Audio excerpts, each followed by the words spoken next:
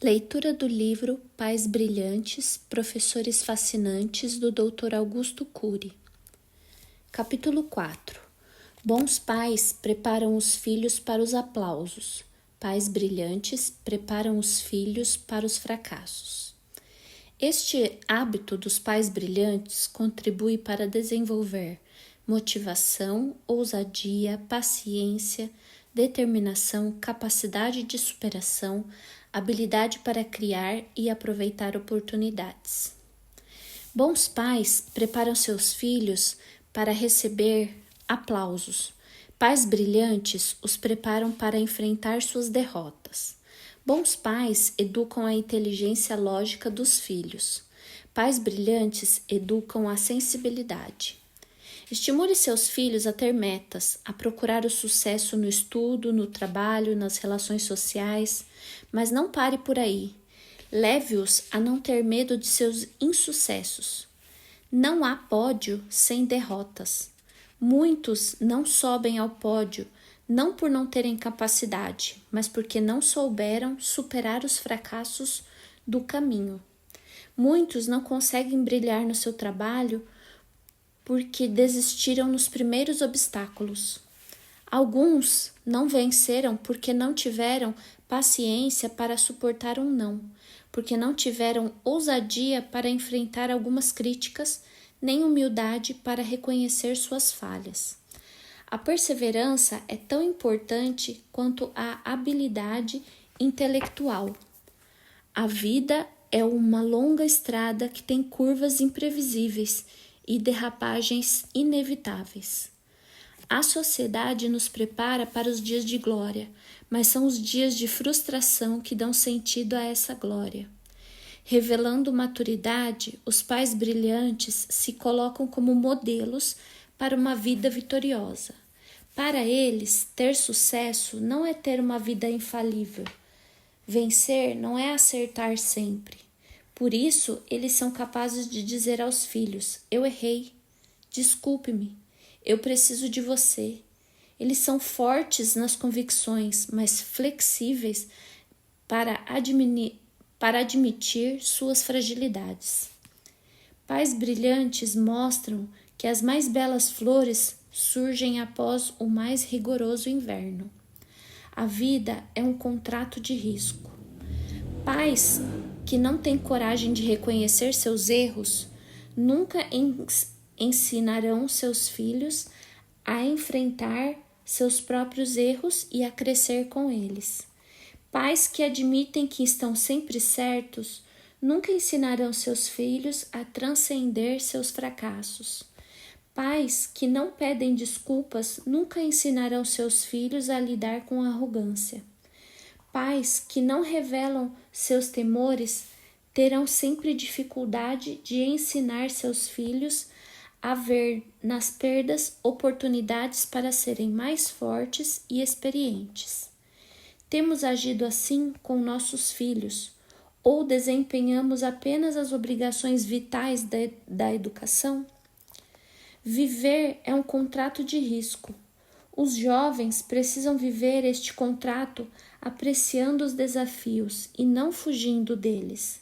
Se eles se intimidarem diante das derrotas e dificuldades, o fenômeno RAM registrará em sua memória milhares de experiências que financiarão o complexo de inferioridade, a baixa autoestima e o sentimento de incapacidade.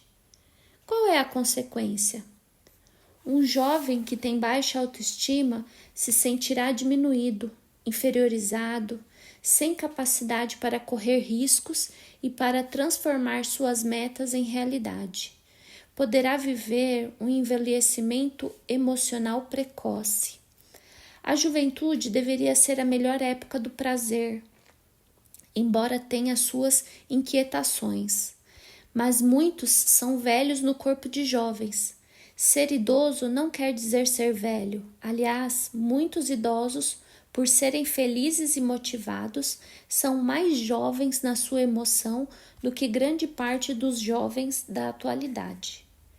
Qual é a característica de uma emoção envelhecida? sem tempero e motivação, incapacidade de contemplação do belo e uma capacidade intensa de reclamar, pois nada satisfaz prolongadamente. Reclamar do corpo, da roupa, dos amigos, da falta de dinheiro, da escola e até de ter nascido. A capacidade de reclamar é o adubo da miséria emocional e a capacidade de agradecer é o combustível da felicidade. Muitos jovens fazem muitas coisas para ter uma migalha de prazer. Eles mendigam o pão da alegria, mesmo morando em palácios.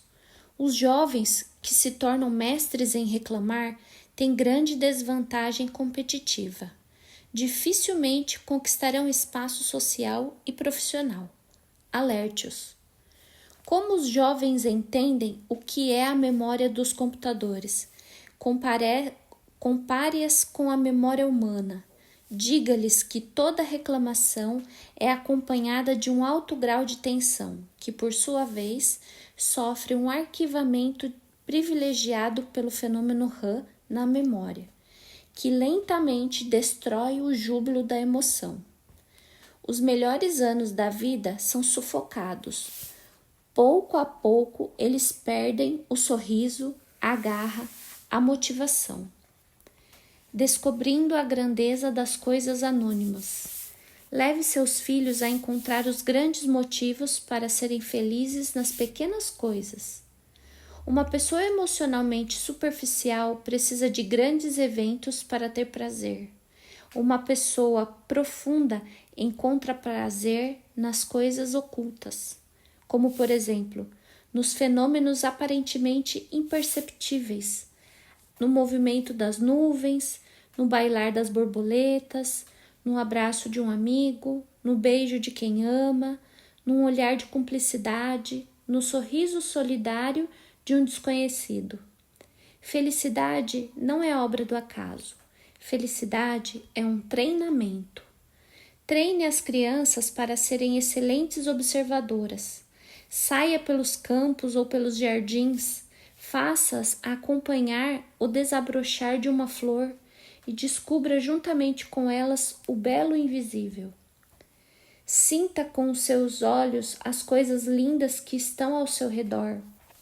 Leve os jovens a enxergar os singelos momentos, a força que surge nas perdas, a segurança que brota no caos, a grandeza que emana dos pequenos gestos. As montanhas são formadas por ocultos grãos de areia. As crianças são felizes se aprenderem a contemplar o belo nos momentos de glória e de fracasso, nas flores da primavera e nas folhas secas do inverno. Eis o grande desafio da educação e da emoção. Para muitos, a felicidade é loucura dos psicólogos, delírio dos filósofos, alucinação dos poetas. Eles não entenderam que os segredos da felicidade se escondem nas coisas simples e anônimas, tão distantes e tão próximas deles. Pensamentos para recordar. Bons pais precisam de grandes eventos para ter prazer, pois envelheceram emocionalmente. Pais brilhantes veem a grandeza dos pequenos gestos, pois são sempre jovens dentro de si mesmos. Bons pais querem que seus filhos conquistem as grandes montanhas. Pais brilhantes os ensinam a conquistar pequenos grãos de areia, uma moeda, uma pequena etapa, um diminuto degrau. Eles sabem que as grandes montanhas são formadas por pequenas partículas.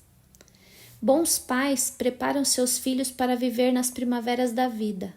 Pais brilhantes, ao contrário, os ensinam a enfrentar os invernos existenciais. Eles mostram que as flores mais belas surgem depois do mais rigoroso inverno. Bons pais jamais pedem desculpas aos filhos. Pais brilhantes têm a ousadia de pedir desculpas quando se excedem.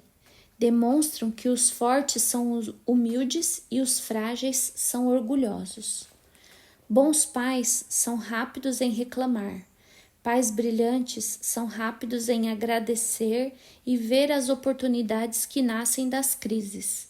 Ensinam seus filhos que queixar-se demais aumenta a ansiedade e que ter gratidão traz prazer de viver.